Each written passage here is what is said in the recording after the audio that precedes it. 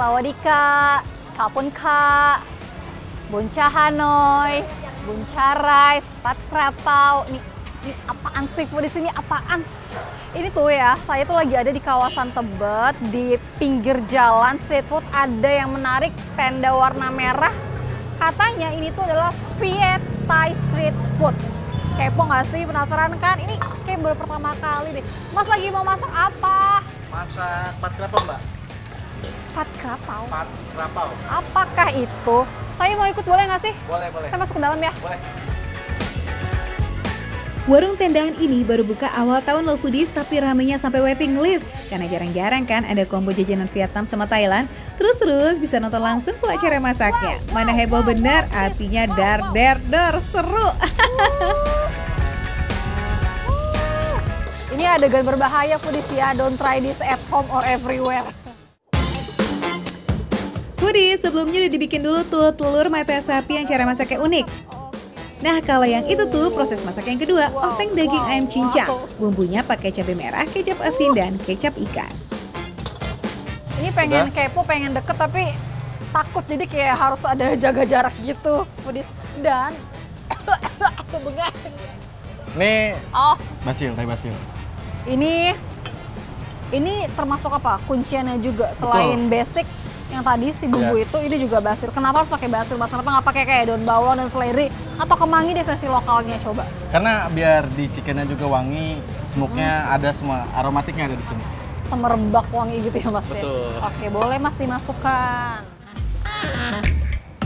Kemangi dan basil sama-sama tanaman yang biasa dipakai untuk ngasih efek aromatik pada masakan foodies. Sekilas bentuknya juga mirip, tapi sebenarnya ini beda loh. Aroma basil lebih cenderung minty, sementara kemangi agak-agak mirip aroma lemon dan serai. Oh iya, kalau daun basil udah masuk, oseng-osengnya sebentar aja ya foodies, biar aroma khasnya nggak hilang. Seporsi pat krapau ini udah ada nasi, acar wortel, dan lobak, selada, daun basil, dan daun kenip. Plus juga oseng-oseng daging cincang nih sama telur mata sapinya. Pat krapau foodies, takut belibet ya kan?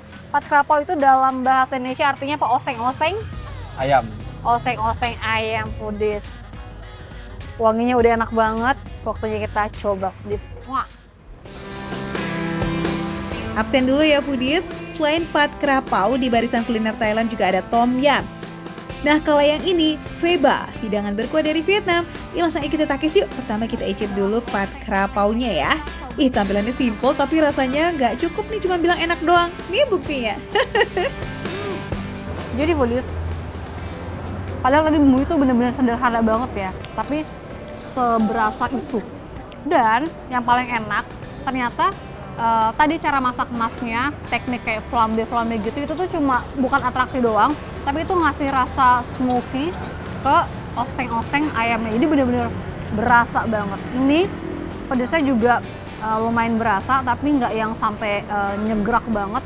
Masih bisa ditolerir buat foodies yang mungkin nggak terlalu suka sama pedas. Ternyata benar foodies, basil jadi kuncian utama bumbu kuliner khas Thailand ini. Penambahan basil nggak cuma bikin aroma masakan jadi wangi, tapi juga nambah sensasi rasa pedas-pedas kayak gimana gitu. Foodies, pat krapau merupakan hidangan klasik Thailand yang tergolong populer di negara asalnya. Adaptasi cara penyajiannya di Indonesia juga nggak beda jauh kok. Ada nasi dan tambahan protein telur mata sapi. Kayaknya kalau makanan apapun ditambahin telur tuh emang udah paling spesial banget ya foodies ya. Ini nggak paham entah karena teknik masaknya yang beda atau gimana, tapi amis dari kuning telurnya itu sama sekali nggak ada. Karena saya tuh agak sensitif kalau misalnya makan kayak kuning telur kayak gitu, tapi ini sangat-sangat aman dan enak. Jadi kayak ada rasa-rasa sensasi creamy gitu loh ketika dimakan. Nah, kalau yang ini tampilannya nantangin banget ya nggak sih? Warna kuahnya menyala. Makin kelihatan meriah nih dengan tambahan topping telur mata sapi yang diceplok langsung di atas kuah panasnya. Dia warna merahnya semenyala itu, tapi ternyata nggak sepedes yang kamu pikirin foodies. Terus dia tuh kayak ada hint seger-segernya. Ini nggak tahu nih apakah dari teman-temannya si basil atau lemon atau apa, tapi ini segernya lumayan dominan dan itu enak banget. Udah jadi ciri khas cita rasa tom yum, ada pedas, asam, gurih, dan agak manis ya kan? Nah spesialnya nih, cara penyajian telurnya bukan sekedar pelengkap atau bikin sajian jadi kelihatan apik, tapi juga menyempurnakan rasa tom yum yang kaya akan rempah. For your info nih guys, tom yum di sini ada beberapa pilihan ya foodies. Kalian bisa pilih dengan topping ayam atau seafood. Tapi kalau bisa dua-duanya, ya kenapa enggak? Catat ya, yang ini tom yum ultimate dengan topping yang paling lengkap foodies. Porsinya juga bisa bikin foodies dan gebetan pasti kenyang parah sih. Rasa tom yum itu udah template, asem, seger, ini kombinasi semuanya, pedas sedikit, tapi penambahan topping-toppingnya ini sih yang bener-bener juara banget. Salah satunya ini sih, ini saya suka banget. Nggak tahu baru pertama kali cobain ini olahan ayam diapain, tapi enak banget. So enak itu, jadi makin kaya rasanya.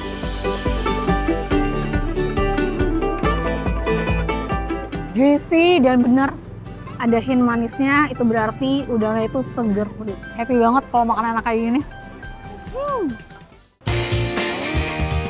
Tampilan dan rasa tom yum semeriah itu sukses bikin Yosi happy pakai bingits.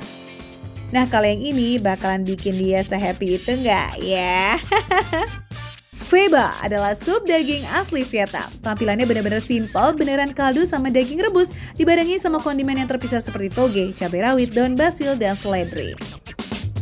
Sesuai warnanya, ini emang agak sedikit plain rasanya, beda sama si mie tom yum ini, tapi dia kayak ada satu rasa yang lumayan kuat, jadi rasanya itu nggak bener-bener 100% plain foodies.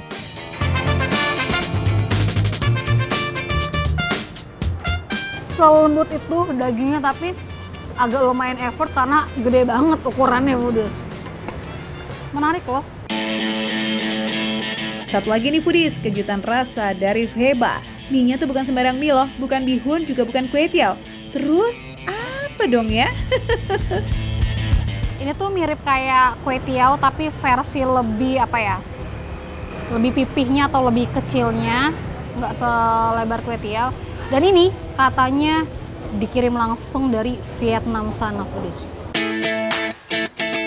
Seserius itu foodies, bahan-bahannya aja kudu langsung dari negara asalnya ya. Dan terbukti rasanya emang gak salah-salahan. Wih, apa lagi nih foodies? Yang ini belum beres, tiba-tiba ada banh mi pizza. Apakah ini terbuat dari mie? Oh bukan. Enggak. Lah, lalu ini apanya mbak? Toppingannya, jadi kakak ambil satu slice, terus kasih topping sesuka hati, digulung, lalu dimakan. Seperti itu. Oke, baiklah kalau begitu. Agak unik tapi mari kita coba. Thank you ya mbak. Wadidaw, lambung masih aman kan Yos? Takis lagi kita. Banh mi merupakan perpaduan antara kuliner Prancis dan Vietnam. Bentuk aslinya tuh adalah roti baguette dengan isian daging dan sayuran. Ukurannya main gede nih ya foodies, cocok banget buat temen nongkring. Nggak bisa nih, nggak bisa. Enak banget nih, kacau. Kirain rasanya akan kurang karena nggak ada cocolan ya foodies. Ternyata kayaknya bumbu dari dagingnya juga udah apa ya, udah seberasa itu. Jadi rasanya apa ya, daging banget lah pokoknya. Ada bumbunya, ada si cheese-nya juga. Dagingnya lembut. Kelihatan nggak sih selembut itu tuh? Nah buat foodies yang penasaran langsung aja cari Transquail ya. Tempatnya tuh gampang banget dikenali dengan tenda warna merah di pinggir jalan. Buka setiap hari kecuali hari Kamis. Catet, warung tenda Viet Thai Street Food ini mulai open order di jam 6 sore. Sip! Lokasinya ada di Tebet Barat Dalam. Ini makan receh, menu receh tapi rasa gak recehan.